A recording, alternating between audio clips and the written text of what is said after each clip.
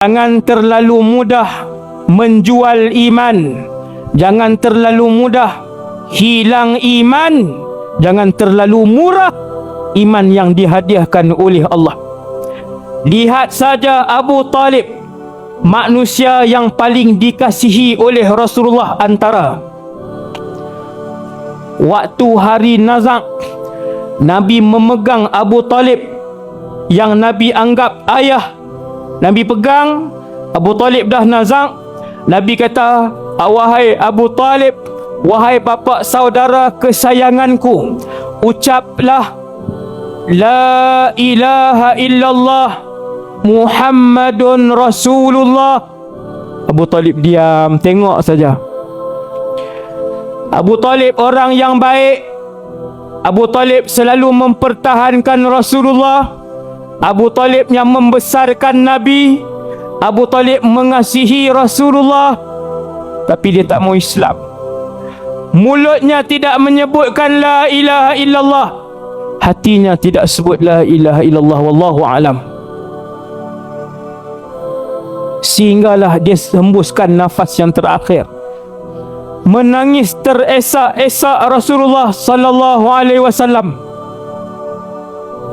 Menangis Nabi bila manusia yang paling Nabi sayang ketika itu meninggal di sisi Rasulullah. Abu Talib membesarkan Nabi sejak Nabi umur 8. Ketika mana Abu Talib meninggal dunia, Rasulullah berusia 50 maksudnya 40 tahun.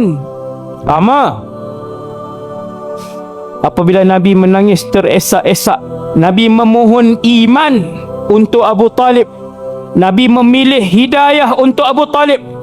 Allah tegur Rasulullah.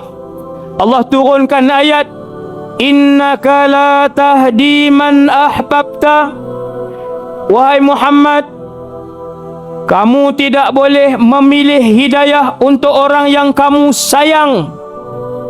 Walakin Allah, akan tetapi